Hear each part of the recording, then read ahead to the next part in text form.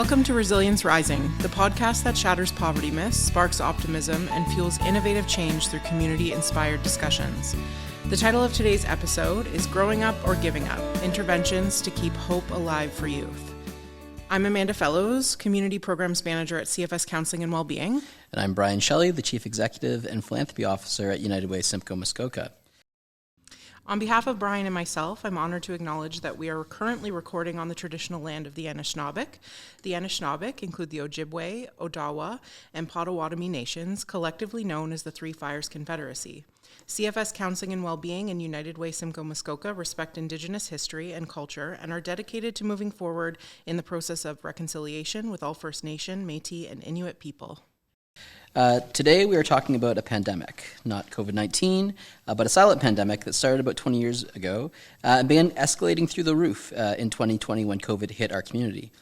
It is also life-threatening, and there is no vaccine. Youth mental health has been deteriorating across the globe at record rates, and unfortunately, our community is no exception. Those experiencing poverty are often among those that are getting hit the hardest. How bad is our youth mental health crisis, and what can we do about it? This is what we're talking about today on Resilience Rising. I'm pleased to share that today we are joined by Jessica Gourley and Dave Ward. Thank you both for being here. Thank you for having us. Thank you.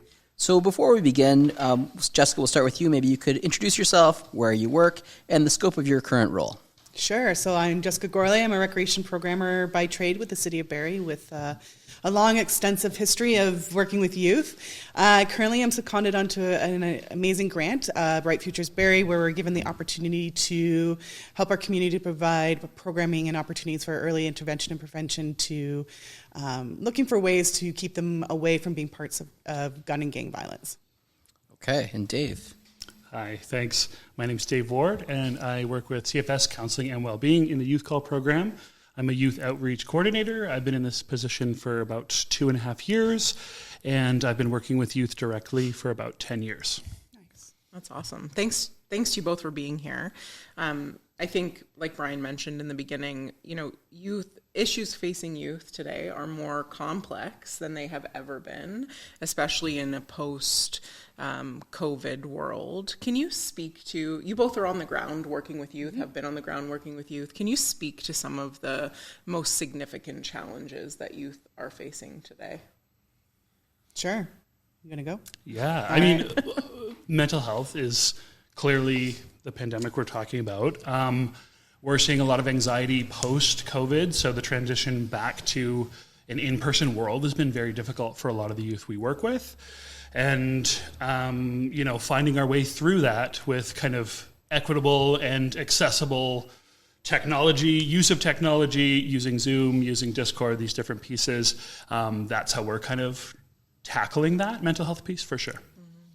Yeah, I can echo a lot of what Dave is saying. We're finding that the youth are reentering into our programs, but they just don't have that understanding of how to be social because of the pandemic and being home and not having those resources available to them.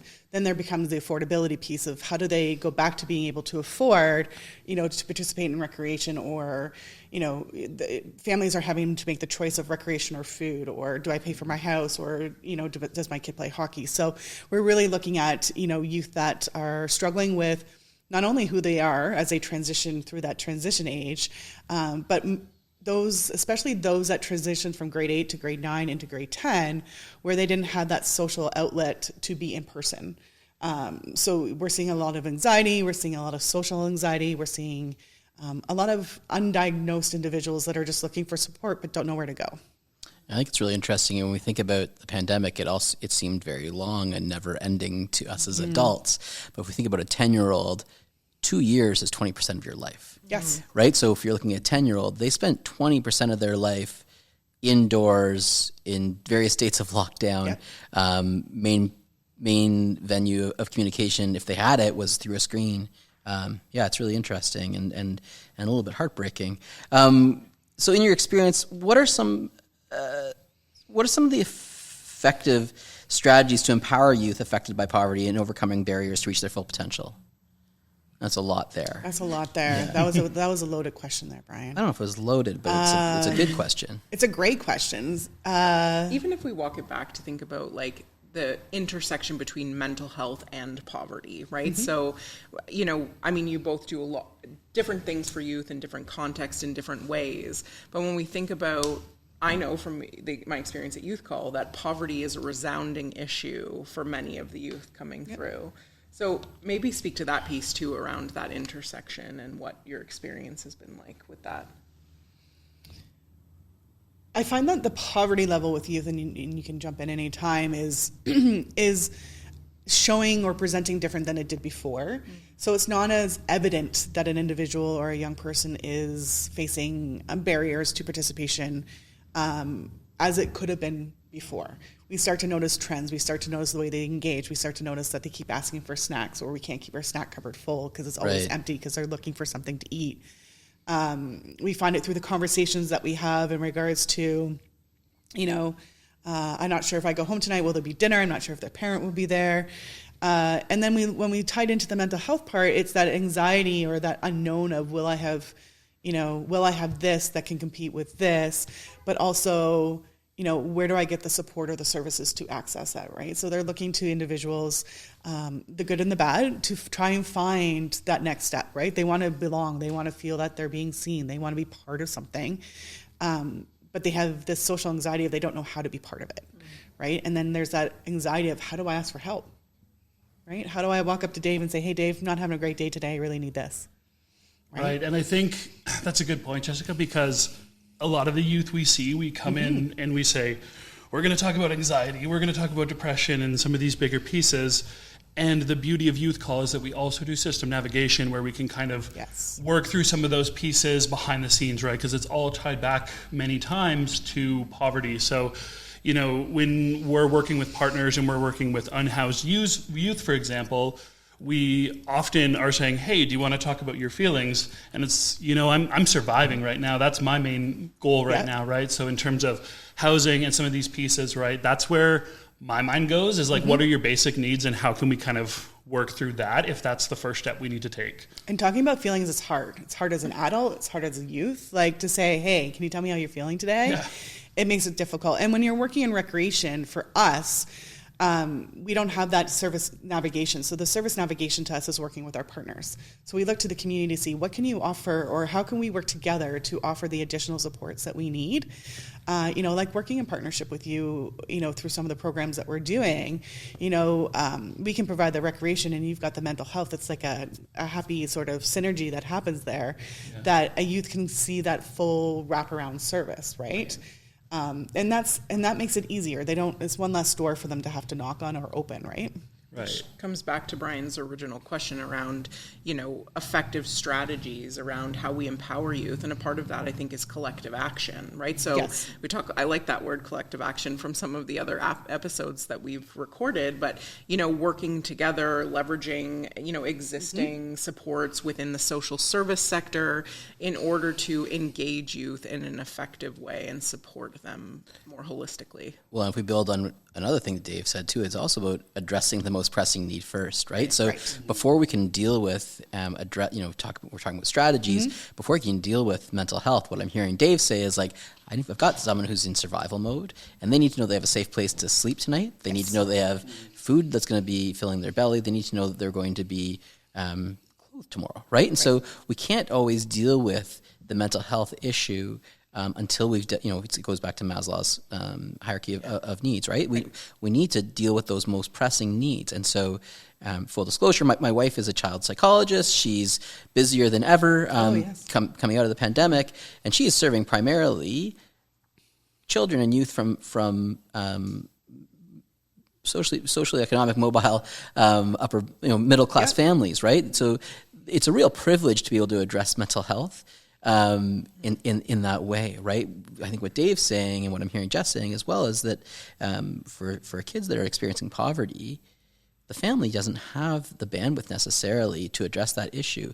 And that creates this whole other spiral effect, right? And it's the same with, if I think of our schools only have so much capacity to, we hear that, it's only, 2 or 3 kids that are getting the supports that they need. Well, kids are falling through the cracks. If you're living in a middle class family, you can access service or support through a private therapist or private support. But if you're worried about putting food on the table, how many of these kids are not getting the supports that they need? And so I think that's where, sorry, hit something there. Go back to the, Dave's answer that I think was really crucial is that, before we start delving into feelings and start delving into, terms like anxiety or depression, it's that we need to make sure that these kids, these human beings are getting their needs met. Right.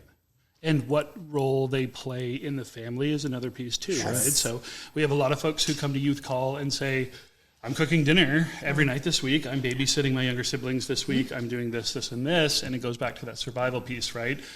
So how do we manage that when, mental health is an obvious piece with that, but these folks are doing the job that adults do as well, and also going to school and also going to rec programs.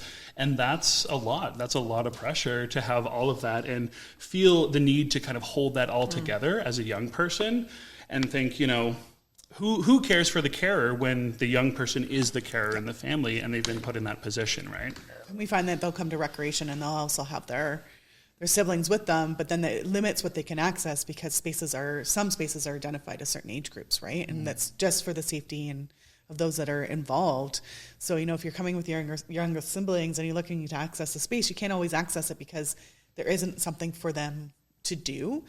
And I also think that there's still, one of the biggest things that I found recently, working on this grant is that as we've come out of COVID and as, us as organizations are finding themselves coming out of COVID, we're finally taking that environmental scan of what's happening in our community, what's available in our community. I don't need to reinvent the wheel because Dave's organization's got this under control, but I can work with them to tweak the programs that I'm doing. So I'm starting to see that, collaborative approach start to happen in the community as we build upon the resources that are there to sort of build that wraparound for the youth so that we have the tools to be able to say, or my staff can be able to say, hey, Jess, we've got this individual, they're looking for housing. Perfect. Here's a contact at Youth Haven. Let's see if we can make that phone call for them. We can assist in that way. But we also find in rec, if we don't feed them, there's no recreation, right? It's the same in school. If they don't have breakfast, they don't successfully make it through the day at school. It's the same in rec. By the time they hit our door, no different than my kids, it's I'm hungry and I need food and I need food now, right? So, I would say like 90, a significant part of our budget goes to accessing food. And recently I had a conversation with the food bank and they said that the level of salaries of individuals that are asking for assistance is no longer just lower income. Right. Because even middle class can't afford some of the necessities that are needed now too, right? Yeah, I'm just pulling up a sheet that we recorded another episode talking about, food insecurity. Yes. And it was interesting to see that a family of 4 needs $1,225.74 to eat well a month, which is really high, or $445.95 a person. Mm-hmm. So if you have a relatively large family, that is a lot of money a month, even even for people who make a decent income to be able to afford that. Yeah. And so you think about then the barriers that youth face, especially when they're from, a different socioeconomic status or they're living in poverty. What does that look like? And then also, the intersections of socioeconomic status, like with other marginalized groups, like people of different abilities or people of different genders or racialized groups. What do you see, or what does that look like for you when we think about those intersections and the experience of those youth? Is it unique? Are those youth having a unique experience too? Yeah, it's real. The statistics aren't lying. It's real. Yeah. So we see folks coming in from all walks of life at Youth Call, and that's a wonderful thing. And I think it's worth mentioning that, we talk about how these things intersect with poverty, but these people are also human beings, and, they come from beautiful backgrounds with wonderful strengths and abilities that maybe we don't see in the social services the way we should recognize them. But we see them, and we come to places like Uplift Black, and we bring in partners who know what they're talking about. We do the trainings we need to do to serve these young people, right? Because their needs are unique. Every youth that comes through both of our doors, I would imagine, are completely unique and needed to be treated as so, right? So for us at Youth Call, whatever that looks like, the client is in the driver's seat, and we're just in the passenger seat with them, kind of, chatting with them as we go down the road, the metaphorical road, because they're the expert on their scenario and their life and their social location, and that's not something that we can define for them. So let's build on that. Can you give us some examples of successful youth-focused programs or initiatives that address the multifaceted impacts of poverty on young people? So examples of innovative programs that you've seen some of your partners delivering that are meeting youth where they are, and specifically kind of breaking down some of those barriers for youth experiencing poverty. Yeah, I think I'm in a unique position right now with the Bright Futures Barrie, being able to share some of I'll share the programs. I won't necessarily share the organizations that they're affiliated with, just to give us some time there. But there's a unique one in partnership, and they're rebuilding motorcycles. So they're introducing individuals to post-secondary school. They're having a motorcycle there that they're going to have a mechanic and a trades, and they're going to rebuild the motorcycle. And then to support the program, they're then going to do poker runs with motorcycles. We have another unique partnership where they're rebuilding pedal bikes, and at the end of them, every individual who participates in it will get a free bike. Right? That's a mode of transportation, right? That's active transportation. That's going to get them around the community and accessing it. We have a few that are incorporating music. And I know, Dave, in your Spotify list at Allendale, is a great way to engage anybody in a conversation or a topic. And so we have those that are looking at introducing it to go hand in hand with mental health. So and psychosis, and looking at working with them with music. And then we also have those that are looking to teach a teachable skill. So they're going to learn to play a guitar or a ukulele, which is then, something that they can take with them and do something different in their environment. You also have one that's providing support for applications to post-secondary education, which I think is really great. And I think what's unique about the Brighter Futures Barrie grant is that the services that are being funded through there are really funded across the spectrum from prevention to intervention. Yes. And many of them really foster a sense of belonging, right? Yep. So when we think about poverty, there's pieces around meeting basic needs, there's challenges with addressing mental health issues, but I think there's also this core piece of people needing a place to fit, right? When I listen to you talk about the unique experience of every youth, people need that sense of belonging, they need community, right? When we talk about I wonder, I don't know if I've said this before on another episode, but when we look at even just Getting Ahead as an innovative model, Muskoka does that program, Getting Ahead Bridges Out of Poverty, really well, but they use the definition of poverty as the extent to which a person does without resources.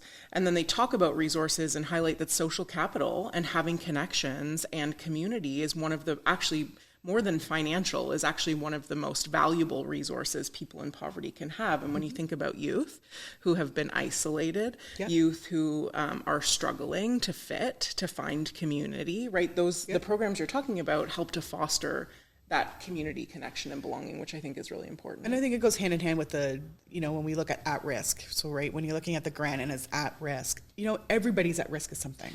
At risk of belonging, at risk of being seen, at risk of what does poverty. At risk mean? I don't even know if there's a true definition of at risk anymore, because when we're looking at this great funding that we have, it's for individuals that are at risk. Well, there's a part of every individual that is at risk, or that needs that skill development, that counseling, that mental health. Like when we did a community scan and did a survey, both organizations and community members identified mental health as being one of the top 5 needs in our community that aren't being met. So there's just not enough mental health providers. Or if there is, they just don't know where to go. They don't know where to look. They don't know where to access it. Or if they do, they can't afford them. They can't afford them, right? And so then there's that sliding scale. And then people talk about as well as, is the service that I can get for free as good as the service that I could get if I paid for it, Right. So then there's that misconception of just because it's free, means it's not necessarily as good. Well, I can attest for our programs, they're free and they're pretty awesome. So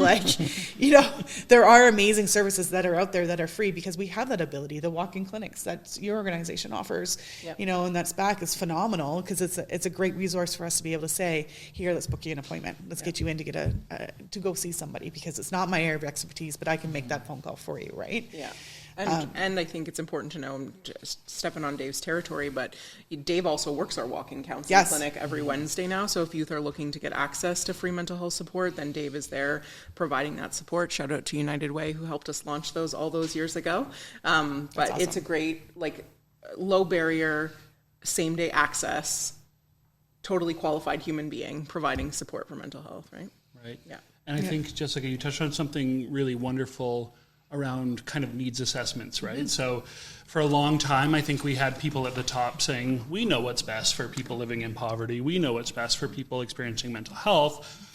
And now we're engaging the youth, we're engaging their families in ways that I don't think we were doing a decade, 2 decades ago. So that's a really big piece for me, seeing that the stuff we're providing these youth is driven by their voices. Yes. We have a youth advisory council at Youth Call that's kind of steering where we're going and what we need to do. And that's the way to do it, right? Communities need a voice in their communities, So we have, a need for, it's semi-formal season, it's going to be prom season. So we have the youth center in Aurelia providing, formal clothes to young people. And the smiles that I saw just looking at the pictures of those and, all of those pieces, that was a need that was seen throughout COVID and it was filled. So that's what I think is wonderful for sure. Yeah, no, you're right. I think what you're touching on here, what I like what both of you are saying is that mental health is beyond just therapy, right? I think it's about feeling included, right? It's about belonging in your community.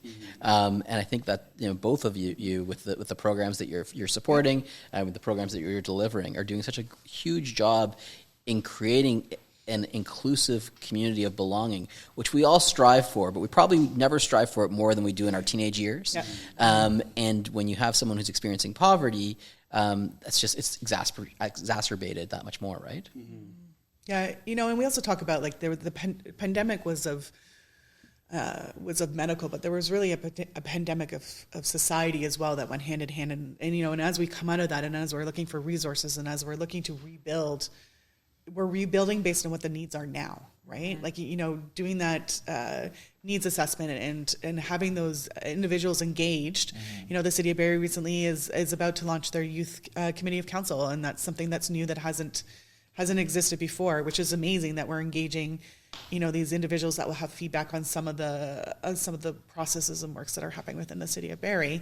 But then we also look to engage with the other youth groups that are out there to get their feedback and to see what it is that we're asking. The youth that are coming through the door and say one day, hey, we want to play Uno. Well, the next day there's a deck of Uno cards sitting on the desk. Let's have a game, right? Because it is solely driven by them. And if it's not, it doesn't work. The theory of if you build it, they will come doesn't exist. It's they will build it, they will come, right? So involve the individuals in the process and the engagement and the building of the programs, then they're the ones that are going to steer and they're going to drive it and they're going to come out. I was recently at a conference and one of the things that stood out to me was that sense of belonging, but that sense of being seen. And it only takes one person to see one person, right? So when we talk about being seen, it could be a teacher, it could be Dave, it could be Brian at the ski hill. It could be Amanda with the You Call van, or it could be one of my staff in the youth center that are connecting with that individual that makes them feel seen, and that makes their day just that little bit more. That somebody cares and someone's paying attention. Because a lot of us can go through the day without ever feeling like we've been seen. But that sense of being seen ties into the sense of belonging, which ties into that sense of community, that I matter and that I'm part of something. Yeah. I think that's completely right. For us at Youth Call, that looks different based on all of our different programming. For sure. Right? So I think about our Discord server, which is an online space for youth 14 to 19. And in that space, every week we have a voice call. So, you can turn your video on, you can keep it off. It's up to you. And we do a little check-in. How was your day? How was your week? but I always bring it back to, what do we want to do here, right? So this is your time, not mine. I'm just here to kind of facilitate our conversations. And so we had the idea as a group that we would have some guided talks around things like social media and mental health, and just kind of open these conversations and hear their perspective, right? And we also do our Talk Back to Negativity series, where we go into schools and we talk about things, again, like social media. And the people we're presenting to are the experts, not us, not me and my coworkers. It's them, right? They're the experts. So usually we come away with more insight from the programming. Aha moments, right? Yeah, for sure. Yeah, no, I agree. That's the best, is when you're having to engage and have that back and forth, where they really break down that barrier and talk to you. Yeah, love that. If you could leave our listeners with just one thing, what would it be? Especially, if this podcast primarily is about supporting folks living in poverty and breaking down some of the stigma related to poverty. This episode's about youth mental health. So when we think about intersection there between poverty and youth mental health, what's the one thing you would want friends, neighbors, coworkers to realize about the experience of those in our community? Youth poverty is in your community. It's in my community. It's everywhere, whether we see it or not. And for the young folks who might be listening, intergenerational poverty is a thing, but there are ways that we can kind of fill in the gaps, and it starts with a call, it starts with a conversation, and that's how we get this conversation moving, right? And a lot of folks that come through youth calls say, you know what, I was in my life given a broken compass. I don't know which way to go. I was not taught which way to go or how to get out of this cycle. And we might be a small tool or a small piece of that puzzle. The puzzle is obviously much larger than Youth Call or Rec Berry. Yep. But if we can be a small piece for you, we want to be there for you in Simcoe County. And I agree. I think that, Dave said a lot of the great things, so I'm just going to echo what you said, but it's that feeling of don't be afraid to ask for help. Doesn't matter what the age is or who you are or what you're looking for, ask for help, because that one person can reach out to another person in the community who may know somebody. That whole don't judge a book by a cover. Everybody's dealing with something. Watch, have some empathy, take that moment to be that active listener that may be that all they need that day, but you may take something away from that you can then implement or provide or find that resource for. So don't be afraid to ask for help. Jessica and Dave, thank you so much for joining us today. Today on Resilience Rising, we were joined by Jessica Gourley from the City of Barrie and Dave Ward from CFS Counseling Wellbeing. Their information will be on our podcast pages along with further resources. I would also like to thank our studio partners at Uplift Black Center for Social Justice and Inclusion. We recorded today's podcast at their Upbeat Box Creative Studio in downtown Barrie. And finally, thank you to our listeners for tuning in. If you like this episode, please subscribe and like us on social media to let others know about Resilience Rising, the podcast that shatters poverty myths, sparks optimism, and fuels innovative change through community-inspired discussion. You can share the podcast using the hashtag Resilience Rising. And we'll see you next time on episode 6, which will be dropping soon, when we discuss dignity in dining, ingredients for creating food security. I'm Amanda Fellows of CFS Counseling and Wellbeing, and this is my co-host, Ryan Shelley from United Way Simcoe Muskoka, asking you to embrace innovative change to ensure our communities are great places to live for everyone. Thanks. Thanks so much.